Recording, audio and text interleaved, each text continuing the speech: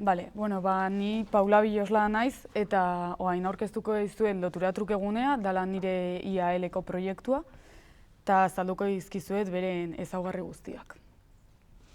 Hasteko egingo dizuet sarreratxo bat, ulertzeko pixkat non dago nire lokala, ze zentru bat da, eta azaltzeko pixkat bere ezaugarriak. Ondoren, testu ingurua azalduko dizuet, kokapena, nola funtzionatzen duen lokala eta hori dana.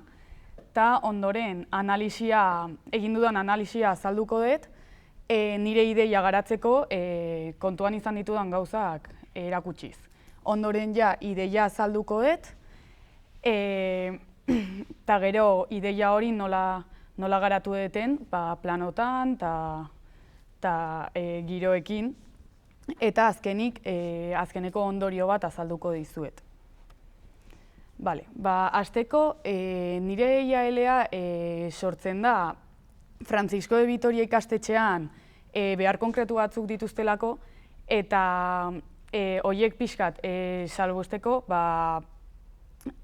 behar batzuk zituzten, eta nire proiektua saiatuko da behar horiek hobetzen. Azkenean, Francisco de Vitoria da ikastetxe bat, non emateunten bai DBH, bai erdi mailako ikasketak eta baita goi mailako ikasketak.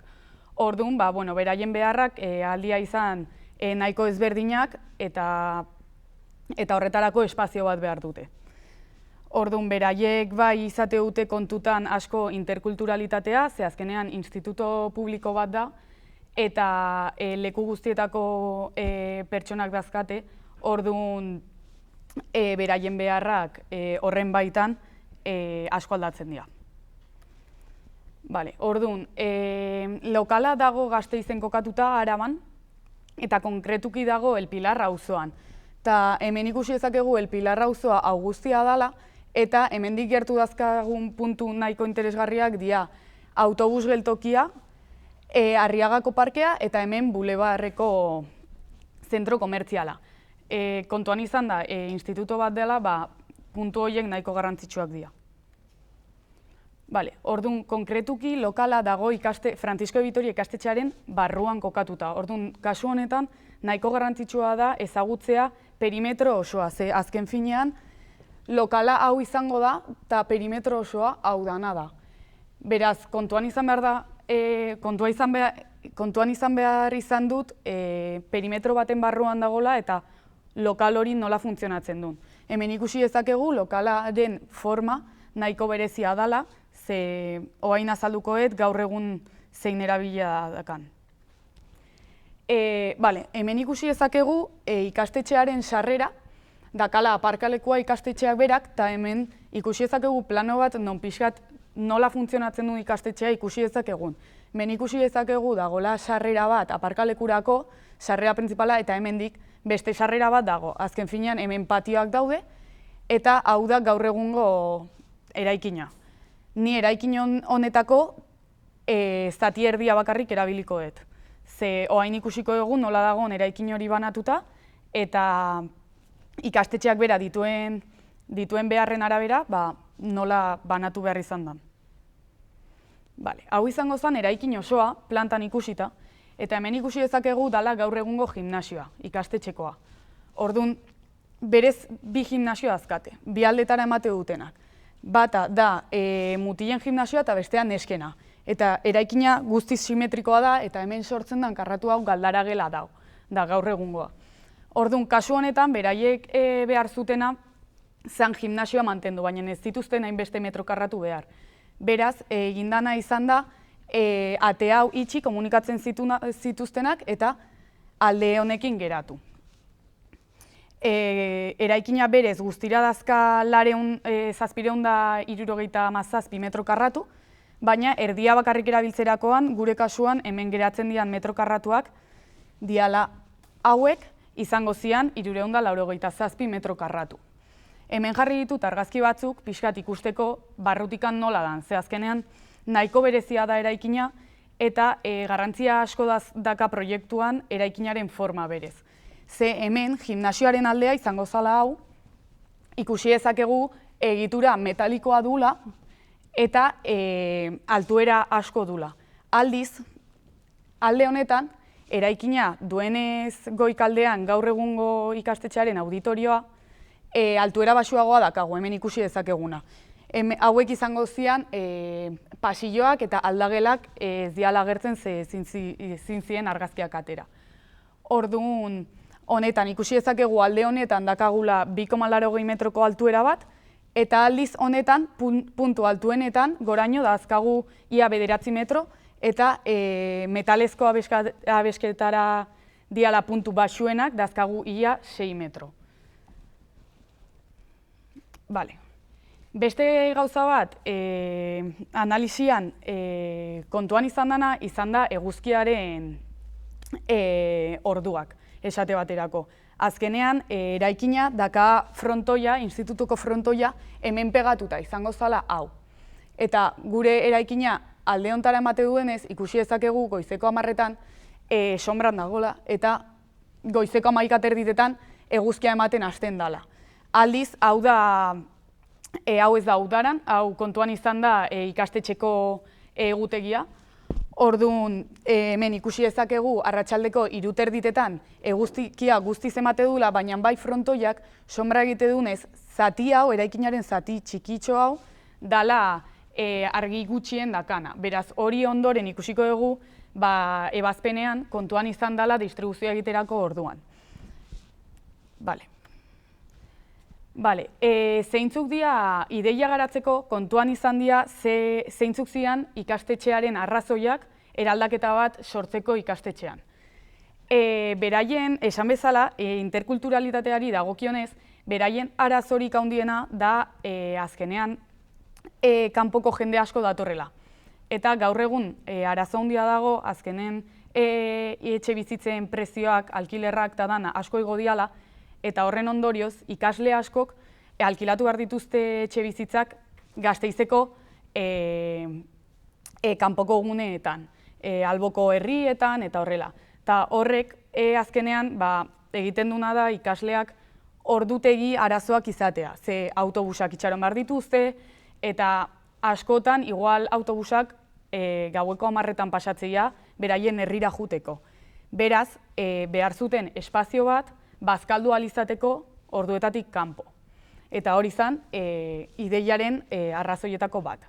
Eta horrek baita, implikatzen du, ordutegietatik kanpo egoteko espazioa ez dakala ikastetxeak, eta berez, 10 arte itxaron behar balin badute, ez zekatela espazio bat itxaroteko. Eta baita, azkenean, ikasleen arteko erlazio nahiko gutxi dago, ze beraien artean askok kanpoan bizitzerakoan, ez dute hainbeste erlazio mantentzen beraien artean, eta baita leku ezberdinetakoak izaterakoan, baita azkenen beraien hizkuntzak eta dana, zailtasunak dira beraien artean erlazio horiek mantentzeko. Eta ikastetxeak gauza guztia hauek solbentatu nahi zituen.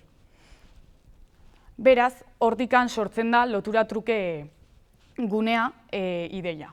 Azkenean dala ikasleen komunitaterako gune bizi bat. Horrela definitu nahi izan dut. Eta ideiak printzipalak ateatzeia lotura eta trukea hitzetatik. Azkenean, espazio hau ez da bakarrik espazioaren eraldaketa bat izatea nahi, baizik eta ikasleen arteko erlazioak bermatzen duen espazio bat, ikasketarako laguntzen duna, eta ongizatea bermatzen duna ikasleen artean.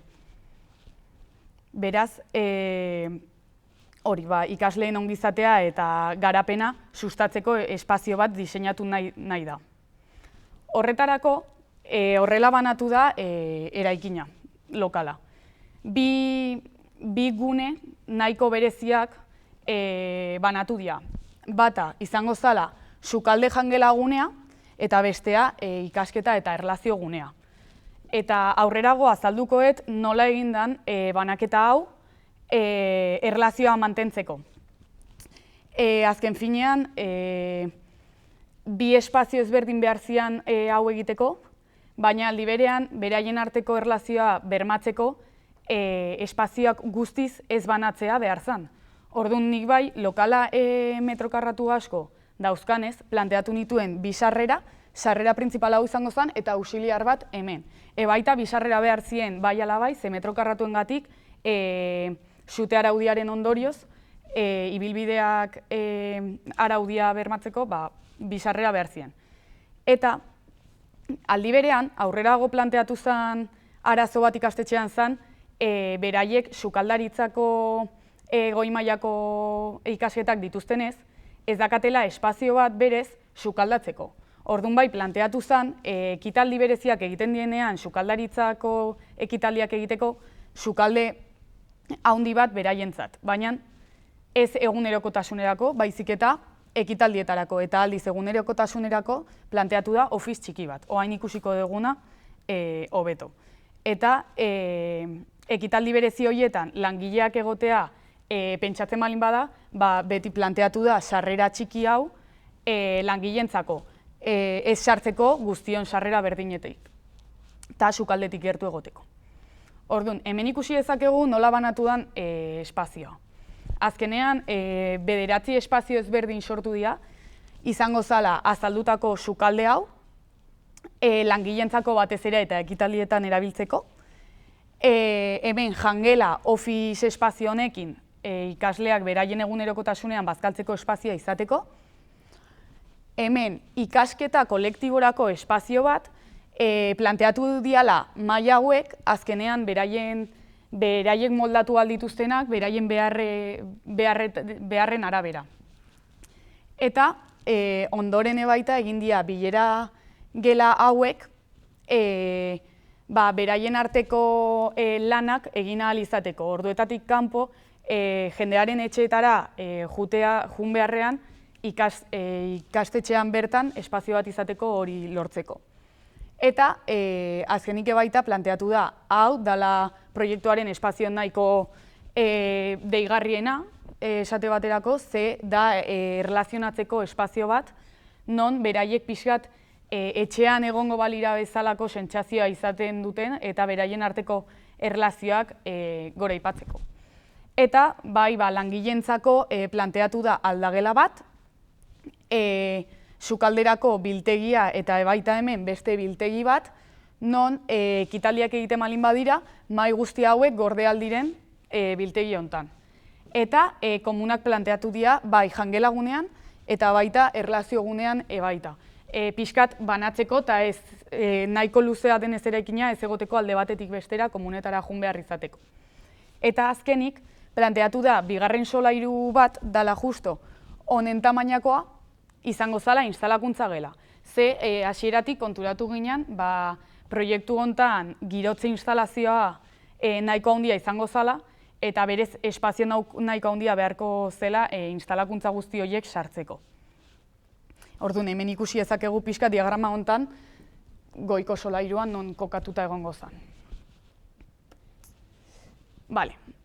Orduan, esan bezala, proiektu honetan nahiko garrantzitsua izango da egindan aldaketa ateak, sarrerak eta guztiakin. Horregatik jarri dizuet hemen, gaur egun zegoen fatxada eta nik eraldatu duten fatxada.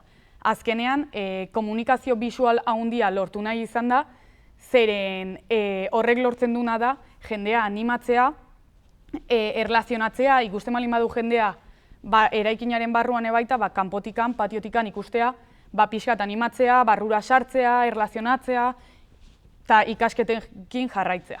Eta horregatik ireki da behirate handi hau bi ateekin. Eta jangelagunean argi pixkat gehiago egoteko ebaita planteatu dira lehiate batzuk. Eta aldiz, beste fatxada txikiagoa dana, egindana izan da lehen zeuden bi leiho hauek eta atea itxi, eta ireki da langileentzako atea pixkat eskubirago. Biltegira sartzeko zuzenean. Orduan, komunikazio bisual honekin jarraitzeko, komendatu egu kanpo eta barne komunikazio bisual hori, baina barruan ebaita komunikazio bisual hori lortu nahi izan da. Beraz, lehen esan deten bezala, egindana izan da saiatu bi espazioak banatzea, baina beraien arteko erlazioa egotea. Horren ondorioz, planteatu da hau behirate handi bat izatea ate batekin. Eta horren ondorioz, naiz eta espazioak banatuta egon, bisualki konektatuta daude. Eta horrela, berdina da, jendea animatzeko, bai ikastea edo urrengo egunean jakiteko espazio bat dakat non aldet hemen bazkaldu jendearekin, nire lagunakin, eta hori pixkat lortzea, ez? Eta baita, egin dana izan da, fatxada berez, alde hontan bakarrik dakagunez eta harri naturala hemendik eta Sabaiti bakarrik dugunez, bi bilera gela hauek beiratearekin baita banatzea.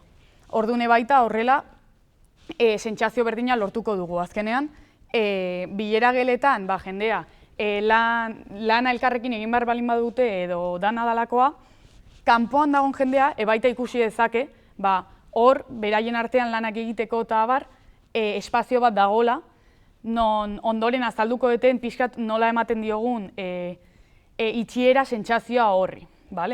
Eta bestalde, erabili dugun beste baliabide bat da egurrezko lamak erabiltzea. Hori egin degula hemen erlazio gunean. Azkenean, txekotasun sentsazio hori eman nahi dugunez, pixkat material naturalagoak erabiltzea erabaki da, eta horregatik bi pareta hauek, bi banaketa hauek, egin dira egurrezko lamekin 2,5 metroko altura dituztenak. Eta baita, ikasketa gunean, azkenen, maila hauek ez dira bakarrik jarri, hauek baizik eta jarri diala hemen barra batzuk, baita individualki ordenagailuakin, apunteekin edo dana dalakoa egon nahi behar balin bada, espazioiek taburetekin izateko, eta horrek baita banaketa hori sortzen du. Orduan, banatzeko erabilidan bakarra ez dira paretak, baizik eta guztiz kontrakoa. Ahalik eta pareta zurrun gutxien erabiltzea saiatu gea, eta aldi berean sabaiarekin espazio aldaketa horiek sortzea saiatu da. Hori zer esan nahi du, azkenean hasieran azaldu bezala, lan honetan sabaia zen proiektuaren zati igual zaiena, ze azkenen sabaitikan argi naturala dakagu, baina ezin genuen sabai faltsu bat jarri, sabai guztia jeisteko eta altuera gutxitzeko. Ta ni bai nahi nun, altuera sentsazio hori murriztea, azken finean, bilatzen deguna dalako sentsazio erosoa izatea eta aldiz sabai oso altuak sentsazio hori murrizten dute. Horren ondorioz, planteatu dana izan da sabai guztiek zintzilikakoak izatea. Hau da, planteatu dira bi egitura metaliko dala. Bat more kolorearekin adierazita dagona eta gero argiztapenerako bi estruktura metaliko diala elektrifikazioko estrukturak. Eta hortik planteatu dira panel insonorizatzaileak. Ze hori izan proiektuaren beste puntu garrantzitsu bat. Azkenean ikasketako espazio batean insonorizazioa oso garrantzitsua zen, beraz erabilian material gehienak saiatu gea izatea insonorizatzaileak. Eta horren ondorioz, honekin banatu ditugu pixkat espazioak. Ze azkenean hemen ikusi dezakegu nolatan hau izango zen erlazio gunea, egurrezko lamekin olatu forma sortu denez, mugimendua emateko espazioari, eta hauetan bilera gelak diala planteatu dira panel insonorizatzaile pixkat handiagoak itxiera hori emateko, eta soinua ez pasatzeko kanporuntz. Eta aldiz, gune honetan, planteatu dira panel insonorizatzaileak altuera ezberdinetan. Hemen ikusi dezakegu bakoitza altuera ezberdina azkala, eta horrela mugimendu hori ematen da, eta sabaiaren altuera pixkat murrizten da, baina argiztapena murriztu gabe. Orduan, horren ondorioz, estiloari dagokionez, sortu nahi izan giroa oso atsegina etxekoa zenez, aukeratu zen azkenean Japandi juvenil estiloa erabiltzea. Eta batez ere kolore paleta honekin, pixkat beige, berde eta marroi kolorekin. Azkenean, kolorearen psikologia pixkat aztertuta ikusi nun, azkenean behi kolore bakoitzak ze ezaugarri berezi zituzten, ez? Eta ikusi nun, ikasketa gune baterako, beige kolorea argitasuna eta espazioaren zabaltasuna bermatzen dula, eta berdea lasaia, orekatua, sormena sustatzen dula, eta baita nekea eta estresa murrizten dutela. Horregatik nire proiektuan berde kolorea nahiko garrantzia daka. Eta azkenik, marroi kolorea egurrarekin errepresentatu nahi izan dana, lortzen dela pixkat egonkortasuna eta naturarekiko lotura hori babesa eta lasaitasun sentsazio hori lortzeko etxean egotearen sentsazioa baita lortuz. Beraz, ordunoain azalduko dizuet pixkat espazioka zein giro aukeratu dan eta zergatik eta ze pixkat hemen zuek pixkat ikusteko nola transmititu nahi izan dan.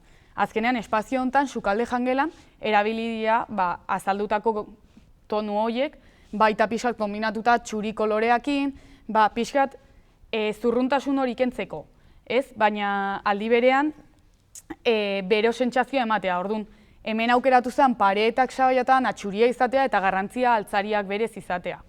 Eta espazio honetan, sukaldean, jokatu zen pixkat zoruarekin banaketa egiteko. Planteatu dira hexagono formako baldosa hauek dazkatela pixkat tonu horiek, berdea, gorri pixkat, beixa, txuria, pixkat banaketa hori egiteko eta garbitasuna ebaita bermatzeko. Eta ondoren zorua lokal guztian zehar egurrezkoa da. Sukaldean bai, lortu deguna da sukalde guztia diseinatua izatea eta panelatua izatea. Berez, berde kolorearekin berde tonu hau aukeratu da eta griferia altzairuzkoa izatea aukeratu da. Eta bai, argiztapenari dagokionez, hau planteatu zen pixkat elektrizitateko araudiaren arabera, ze azkenean sukalde batean izan da eta pixkat industriala izan da, IPa nahiko altua izan behar zen eta luminaria guztiak nahiko industrialak zienez aukeratu zen ahalik eta diseinu genien zuna, beraz aukeratu da bat altzairu txuriko, osea metal txuriko akabera duena. Eta jangelan aldiz, ikusi ezako moduan, aukeratu zorua ebaita egurrezkoa da, paretak kolore txurikoak eta mailak eta aulkiak hauek dira aplikatu dianak. Eta argiztapenari dagokionez, planteatu da luminaria hau borobila, pixkat ez izateko guztia hain zurruna, ze azken finean dakagu beiratezko banaketa hau zurruntasun nahiko handia ematen duna. Eta baita diseinatu da ofizguneko altzari hau. Altzari honetan planteatzen zen, pixkat igual hemen alzela zerbait idatzi, lotura trukegunarekin erlazioa edo dana dalakoa. Eta pixkat irisgarria izateko planteatu zen 40ko altzari bat eta goikaldea 70koa. Egurrezkoa eta berde kolorekoa sukaldearekin bat izateko. Aldagelak eta komunei dagokienez, saiatu da pixkat espazio berezi bat bezala sortzea, ez izateko komun normal bat, orduan planteatu dira bai ispilu hauek argiarekin, azulejo berde hauek estiloarekin asko doaztenak eta altzariak eta arotzeriak eta dana egurrezkoak, berotasun horrekin jarraitu ahal izateko. Eta zorua bai izan dela egurrezkoa eta baita baldosa, kareharri sentsazioko baldosarekin. Eta hauek dira aukeratutako materialak handian ikusteko eta altzariak. Ikasketa guneari dagokionez, espazio hau nahiko bitxia denez, aukeratu dian material guztiak, hemen hasteko materialei dagokionez ikusi dezakegu sabaia guztia puntu batetik goruntz berde kolorekoa margotu dela. Hori izan, lortzeko azkenen instalakuntzak eta estruktura metalikoak eta dana kolore berdinean margotuta, atentzia gutxiago deitzea eta altuera sentsazio hori baita murriztea. Eta erabili dien koloreak eta materialak hurrengo hauek dira. Hemen, Vertisol markako materialak erabili dira, ze Vertisol da panel akustikoak sortze dituzten marka bat, eta baita akabera vertikalak, zoruak eta danadalakoak egite dituzte. Orduan, planteatu dian material hau, zoruan jarri dana hemen, zati guzti honetan akustikoa da. Eta planteatu dian goiko panel insonorizatzaile guztiak, baita marka berdinekoak izan da, material berdinarekin indak, planteatu dira, baina bai, hemen kolorea pixkat garrantzia izateko, kolore ezberdinekoak izatea erabaki da, eta hauek dira erabili dian hiru tela koloreak. Eta aulkiak jangelako berdinak mantendu dira lotura hori lortzeko, eta mailei dagokienez, lehen azaldu bezala, ipini dira maila hauek ez diala guztiz zuzenak, beraien artean moldatu ahal izateko, eta hemen ikusten den bezala, forma ezberdinetan ipini ahal izateko.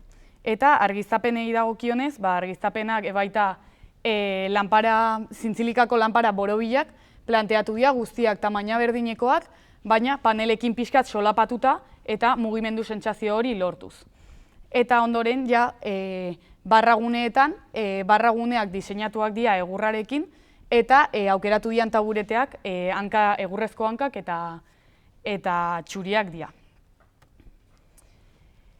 Hemen ikusi ezakegu pixkat diseinatutako altzariak zeintzuk dian, diala hemen lehen azaldutako egurrezko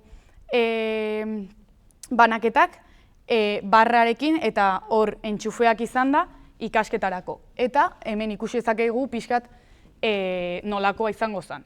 Eta baita, kanporutze emate duten barrak nahiko sinpleagoak diala eta egurrezkoak baita. Bilera gelei dagokienez, lortu dana da espazioan pixkat berotasun sentsazio hori izatea, eta bai gela txiki bat izatearen sentsazioa. Hemen ikusi ezakegu panelak karratuak diala, nahiko handiagoak, baita bertisol markakoak, eta berotasun hori lortzeko bai jarri dira aulki batzut pixkate baita erosotasuna bermatzeko, eta fondoko pareta hau egurrezkoa. Eta hemen planteatu dien luminariak baita dira ikasketagunekoak bezala, baina pixkat txikiagoak, ez dira hauek bezain handiak, baizik eta pixkat txikiagoak diala. Eta baita panelen artean ateatzeia, horrela ez da inbeste nabaritzen goiko zintzilikako espazioak. Eta hau da pixkat espazio bereziena dala erlaziogunea, non hau pixkat etxekotasun sentsazioa ematean nahi dan. Orduan hemen planteatu da liburutegi handi hau diseinatutakoa dela, eta hor bai liburuak ipintzeko ikastetxean bertan dituzten liburuak ipini ahal izateko baita, alboetan dauden bilera geletan behar izatekotan, hemendik baita materiala erabila ahal izateko eta informazioa bilatu ahal izateko. Eta aldi berean baita hemen egoteko espazio bat, erlazionatzeko beraien artean harremana lortzeko espazioa sortu nahi izan. Eta horren ondorioz, pixkat bereziagoa egiteko planteatu den zorua, dazka forma berezi hauek, baita bertisol markakoak, eta dia 3 tonu ezberdinetakoak, pixkat lehen aipatutako tonu berbera horiekin. Eta kolorea baita garrantzia asko dakana da berde kolorea. Baita hau, erlazio ikasketagunea bezala, saiatu da moldagarria izaten, horregatik aukeratutako sofak eta hauek izango zian, baina berde tonuarekin ze diseinatuak dira eta tapizeria aldatu alda, eta moldagarriak dira, aldatu aldia formaz, eta horrela beraiek pixkat beraien etxean egotearen sentsazioa izatea. Eta hemen bai, ikusi dugunez, sabaia egurrezko lamekoa denez eta olatu forma dituenez, lamen artean planteatu den luminaria hauek dira. Emate dula argia pixkat zuzenagoa eta asko dira txikitxoak eta sentsazioa da pixkat beroagoa. Eta orduan, ondorioa da loturo trukegunea ikasleen komunitaterako gune bizia dela, eta honekin lortu nahi izan dena ez dela bakarrik espazio baten aldaketa, baizik eta espazioaren erabilera eta ikasleen arteko harremanak eraldatzeko aukera ere izatea. Eta elkarbizitza, beraien arteko harremanak, ikasketa giroak, hobeak izatea ikastetxean bertan.